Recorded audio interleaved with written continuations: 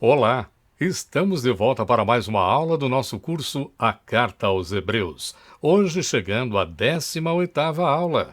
E para quem está em busca de doutrina, até aqui vimos muito conteúdo doutrinário no que diz respeito ao cristianismo, em especial o de linha reformada. E por reformada não me refiro especificamente ao movimento liderado por João Calvino no século XVI, mas a todo entendimento desencadeado a partir da Reforma Protestante, com início em Martinho Lutero e envolvendo, evidentemente, Calvino e tantos outros naquele mesmo século XVI.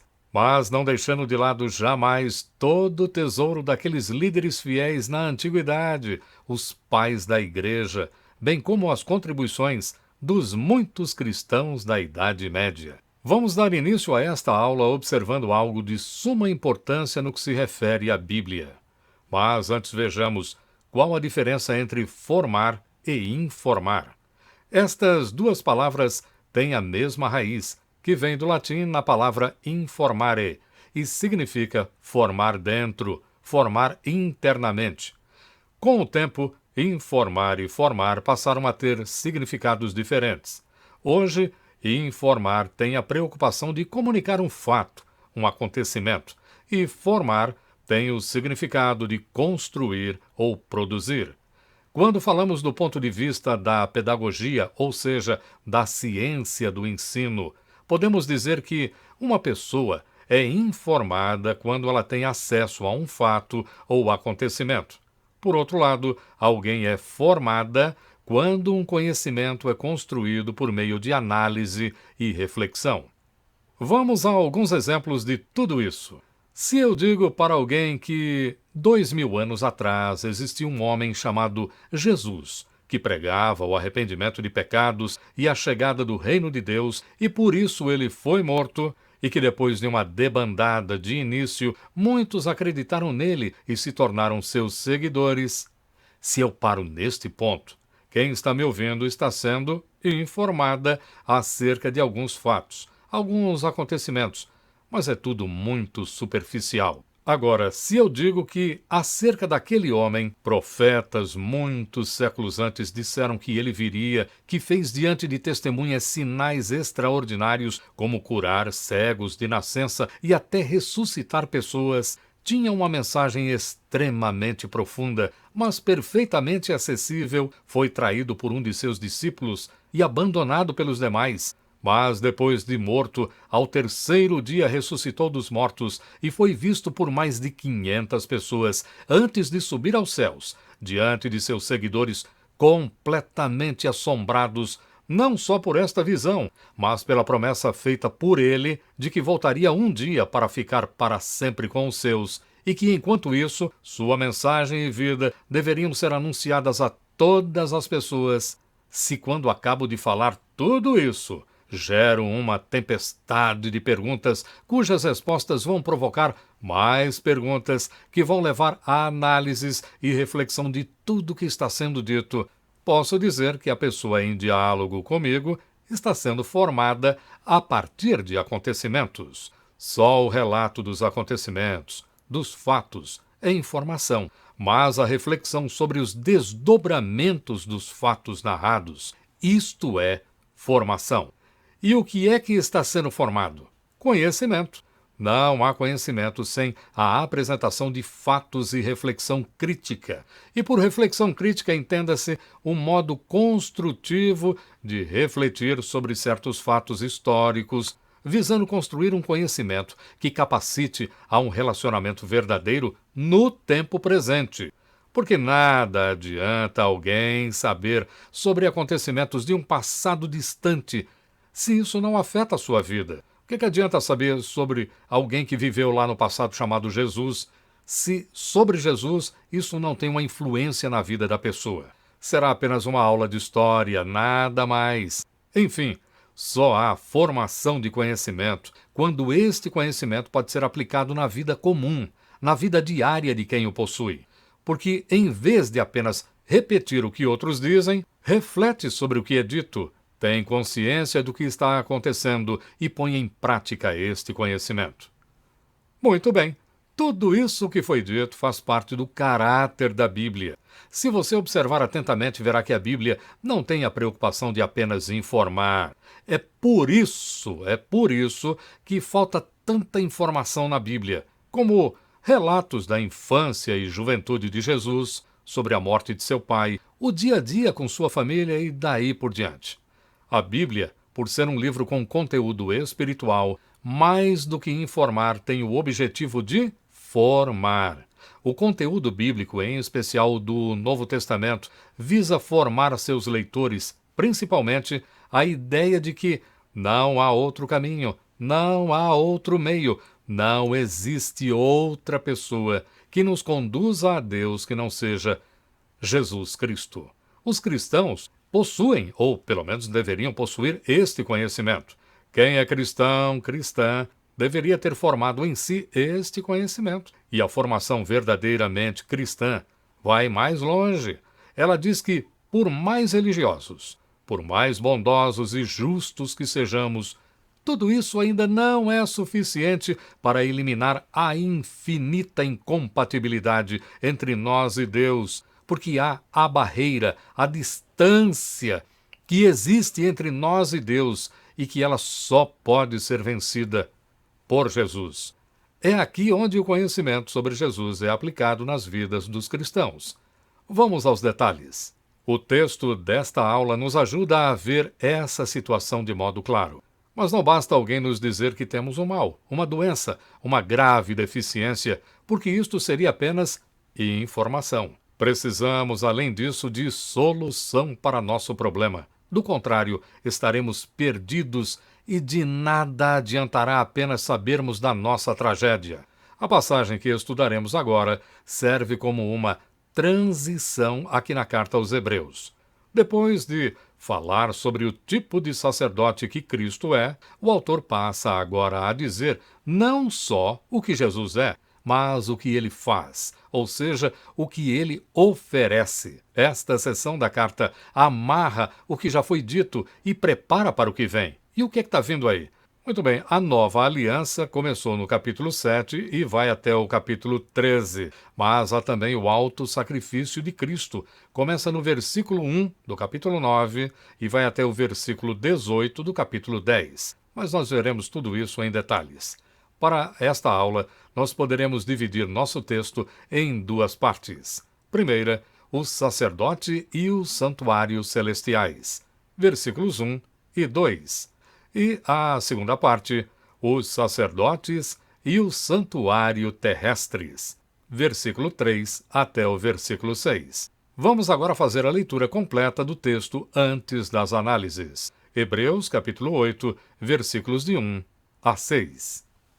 Ora, o essencial das coisas que temos dito é que possuímos tal sumo sacerdote que se assentou à destra do trono da majestade nos céus, como ministro do santuário e do verdadeiro tabernáculo que o Senhor erigiu, não o homem. Pois todo sumo sacerdote é constituído para oferecer tanto dons como sacrifícios. Por isso era necessário que também esse sumo sacerdote tivesse o que oferecer. Ora, se ele estivesse na terra, nem mesmo sacerdote seria, visto existirem aqueles que oferecem os dons segundo a lei, os quais ministram em figura e sombra das coisas celestes, assim como foi Moisés divinamente instruído enquanto estava para construir o tabernáculo. Pois, diz ele, vê que faças todas as coisas de acordo com o modelo que te foi mostrado no monte. Agora, com efeito, obteve Jesus ministério tanto mais excelente quanto é ele também mediador de superior aliança, instituída com base em superiores promessas. Vamos então à primeira parte do nosso estudo, o sacerdote e os santuários celestiais, versículos 1 e 2. O versículo 1 começa com a frase, o ponto principal, ou, de acordo com a tradução, o essencial das coisas. O autor deixa claro aqui que toda a discussão que vem desde o versículo 1 do capítulo 5, passando ali por Melquisedeque, tem um valor real para os ouvintes. Não se trata de apenas uma discussão filosófico-teológica. O autor disse em 7:26 que nos convinha tal sumo sacerdote, e agora ele afirma que temos ou possuímos tal sumo sacerdote. Capítulo 8, versículo 1. Como vimos, Jesus possuía todas as qualificações para ser sumo sacerdote, de acordo com o capítulo 7, versículos 26 e 27. Mas nós temos Jesus. Capítulo 8, versículo 1. Observou o paralelo? Jesus tem qualificações, mas nós temos Jesus. Os ouvintes estavam passando por diversas situações de desonra, prestes a voltar às suas antigas práticas, mas agora o autor lhes diz que isso não é necessário, porque eles, como nós, têm a Jesus, sumo sacerdote como nenhum outro. O versículo 1 continua a descrever a obra sumo sacerdotal de Jesus, quando diz que ele se assentou nos céus, à direita do trono da majestade. Aqui nós vemos uma citação da própria carta, capítulo 1, versículo 3, de acordo com o Salmo 110, versículo 1, algo que nós já estudamos em lições anteriores. O autor, ele nos lembra que a obra de Jesus está terminada. Por isso, ele está assentado. Um sacerdote nunca se sentava no tabernáculo ou no templo depois de apresentar sacrifícios. Aliás, nem havia cadeira nesses lugares, porque isso indicaria total desrespeito a Deus. Por quê? Porque só havia o trono representando a majestade e soberania de Deus, e se o sacerdote se assentasse ali, isso seria grave ofensa a Deus. Mas Jesus está assentado, isso porque ele é sacerdote, rei, e terminou sua obra. Você deve recordar, vimos no capítulo 4, versículo 14, lemos que Jesus, grande sumo sacerdote, passou pelos céus. No capítulo 6, versículo 19, diz que Jesus é o que entrou até o interior do véu. Recentemente, vimos no capítulo 7, versículo 24, que ele permanece para sempre. E se no 7:25 diz que ele vive sempre para interceder, no capítulo 7, versículo 26, declara-se que Jesus foi exaltado acima dos céus. Enfim, o lugar onde Jesus está agora como eterno sacerdote é na presença de Deus. E é nessa posição e nesse lugar que Jesus intercede por nós. Pode ser que não tenhamos muito nesse mundo, ou até que tenhamos muito das coisas desse mundo, mas o que importa mesmo é termos Jesus, o sacerdote e rei que não passará, ele não mudará, ele não morrerá. Isso deve ser motivo de grande alegria para nós. Agora, o versículo 2 nos diz que Jesus é ministro. Essa palavra tão desgastada hoje em dia, tanto pela política quanto pela religião, tinha o significado de servidor público, ou aquele que ministra ou que serve. A obra desse servidor era a de um serviço público, ou seja, um serviço para outros, e geralmente à sua própria custa. Que diferença, hein? A obra de Jesus acontece hoje no santuário e do verdadeiro tabernáculo, como está escrito. O que é um tabernáculo? Um tabernáculo era um templo portátil, uma tenda que era desmontada conforme as pessoas mudavam de lugar. Isso aconteceu com o povo que saiu do Egito e vagou pelo deserto nos dias de Moisés. A palavra verdadeiro aqui significa genuíno, real. Para o autor, Jesus serve, ou seja, ele ministra na genuína tenda no céu. O significado disso é que a adoração feita por Jesus no céu é incomparavelmente superior à que é feita na terra. Essa adoração é superior também porque é realizada em um santuário feito por Deus e não por mãos humanas. Por toda a Escritura Santa, coisas feitas por mãos humanas são mostradas como inferiores, quando não pecaminosas. Vejamos alguns exemplos. Isaías capítulo 2, versículo 18. Os ídolos serão de todo destruídos. Aqui nós vemos ídolos, algo que tem tudo a ver com ser humano. Seres humanos criam ídolos. Outro exemplo, Atos capítulo 7, versículos 42 e 49. Entretanto, não habita o Altíssimo em casas feitas por mãos humanas, como diz o profeta. O céu é o meu trono e a terra o estrado dos meus pés. Que casa me edificareis, diz o Senhor, ou qual é o lugar do meu repouso? Neste texto nós vemos que até mesmo santuários, lugares feitos para adorar a Deus, não são adequados para o próprio Deus. Em todas estas passagens vemos o pior em relação ao melhor. O pior é de produção humana e o melhor vem das mãos de Deus. E agora a segunda parte do nosso estudo. Os sacerdotes e o santuário terrestres. Versículos 3 a 6.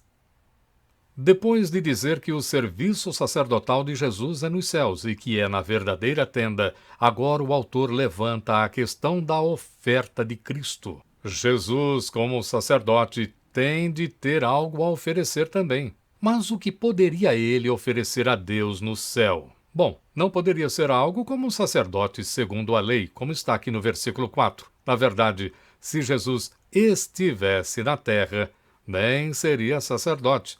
Por quê? Porque Jesus não estava de acordo com a lei para ser sacerdote, como vimos no capítulo 7, versículos de 13 a 19.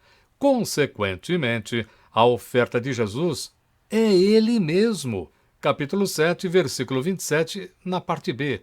As coisas ficam mais claras quando o autor diz que os sacerdotes humanos servem numa cópia e sombra das coisas celestiais, como lemos no versículo 5. O pregador está citando uma passagem do Antigo Testamento e que se encontra no livro do Êxodo, capítulo 25, versículo 40. Vê, pois, que tudo faças segundo o modelo que te foi mostrado no monte. O autor citou este texto para mostrar que o santuário terrestre é uma cópia do que existe no céu, ainda que Moisés tenha recebido as instruções de construção quando esteve na presença de Deus, lá no monte. O versículo 6 encerra a sessão dizendo que Jesus alcançou, ou seja, obteve ministério, na mesma medida que, na aliança, ele é mediador. Muito importante este ensino.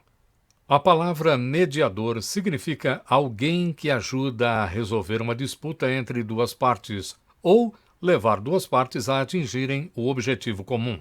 Na Bíblia, só dois foram chamados mediadores. O primeiro foi Moisés, como lemos na carta do apóstolo Paulo aos Gálatas, capítulo 3, versículos 19 e 20. Qual, pois, a razão de ser da lei? Foi adicionada por causa das transgressões até que viesse o descendente a quem se fez a promessa, e foi promulgada por meio de anjos, pela mão de um mediador. Ora, o mediador não é de um, mas Deus é um. O segundo a ser chamado de mediador é Jesus, como acabamos de ver aqui nesta passagem. Só que agora numa melhor aliança, numa aliança mais firme. E porque Jesus é o mediador, temos melhores promessas. Não são mais as promessas daquela antiga aliança, a terra ou uma descendência, mas, acima de tudo, a experiência do poder desse sumo sacerdote exaltado. Nós temos Jesus. Vamos então aproveitar o fim desta aula para fazermos aqui algumas reflexões. Primeiro, quero falar a cristãos, frequentadores de igreja e que se identificam como religiosos. É fácil encontrar pessoas no Brasil que dizem crer em Deus e que gostam das coisas de Deus. Isso é bom e deve ser louvado, mas cabem algumas perguntas aqui. O que nos leva, o que nos ocasiona, o que nos motiva a estar na presença de Deus? Neste mundo tão colorido e cheio de sons, nós queremos estar na presença de Deus mesmo? E se queremos, temos consciência de que isso só pode acontecer pelo único e exclusivo sumo sacerdócio de Jesus? Quem diz amar Deus não pode relativizar a pessoa de Jesus no relacionamento com o Eterno, porque sem Jesus não existe Deus Pai para ninguém. Por tudo isso, quando nós vemos um texto como este desta aula, há alegria em nós por sabermos que temos não um sumo sacerdote, mas um tal sumo sacerdote como Jesus? Vamos refletir sobre isso. Um segundo ponto agora nessas nossas reflexões.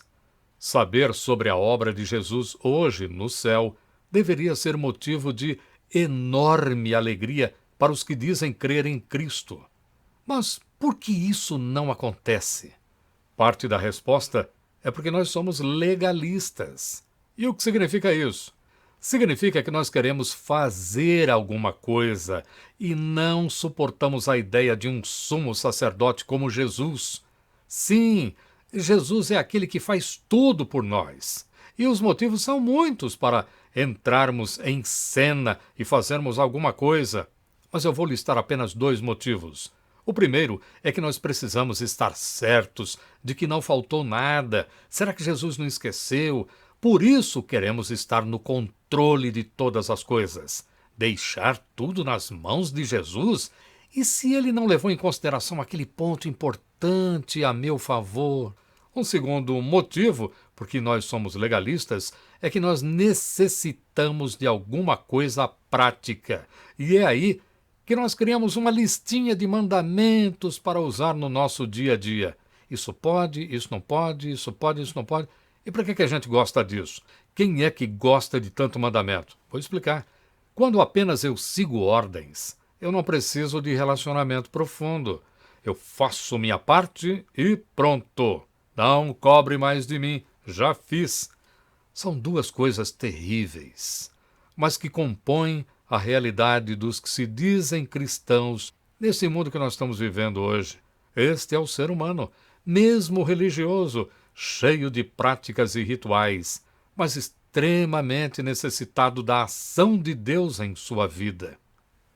Pensemos nisso. Quando nos reunimos em nossas programações, geralmente esperamos o quê?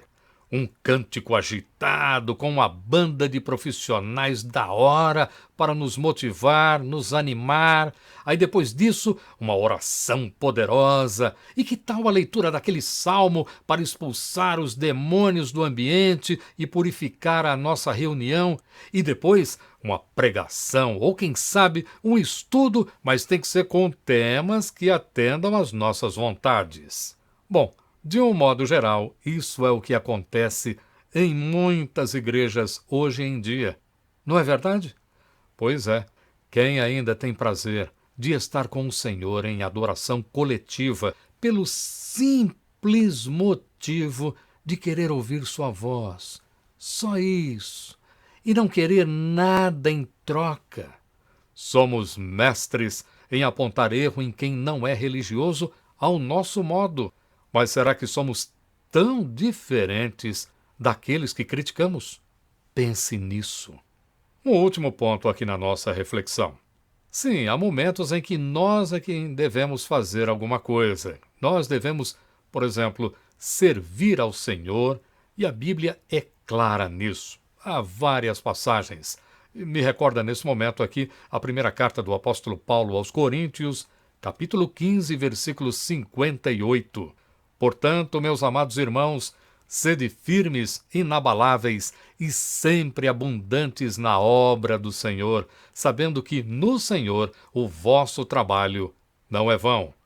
Nesse texto é muito claro que nós fazemos coisas para Deus, mas na maior parte do tempo, devido à nossa condição de viventes neste mundo, frágeis, pecadores, necessitados de Deus, é o Senhor, sim, é isso mesmo, na maior parte do tempo, é o Senhor, mediante seu ministério sumo sacerdotal, que nos serve. E ele faz isso porque outro não poderia fazer, porque necessitamos da sua obra em nós, e porque a ação de Jesus em nós mostra que não somos tudo o que pensamos ser. A gente não suporta isso porque nos humilha, nos coloca em nosso lugar de dependentes de Jesus. Tudo isso me faz recordar a situação em que Pedro, lembram-se, discípulo de Jesus, quando o Senhor disse que lavaria os pés dele. Qual foi a reação de Pedro? Que está lá em João capítulo 13, versículo 8. Nunca me lavarás os pés. Então, Jesus lhe respondeu na hora, se eu não te lavar, não tens parte comigo. Qual deve ser a nossa atitude aqui? Escolhermos o que nos agrada, o que nos eleva, o que nos dá uma falsa glória, ou nos rendermos humildemente a Jesus? Pense nessas questões. É isso. Na próxima aula veremos, na continuidade do capítulo 8 de Hebreus, que se o autor usou o capítulo 7 para tratar do novo sacerdócio, agora ele vai entrar para valer no segundo tema da carta, a nova aliança. Vamos nessa? E se você gostou desta e de outras aulas e quer se inscrever aqui no canal, não se esqueça de ativar o sininho, que é o meio de você ser notificado da publicação da próxima aula. E se conhecer um amigo ou amiga que goste de ouvir a voz de Deus por meio do estudo das suas santas revelações, como registradas na Bíblia, estenda então o meu convite para acompanhar as aulas ou se inscrever aqui no canal. Tudo de bom, fique com Deus e até o nosso próximo encontro.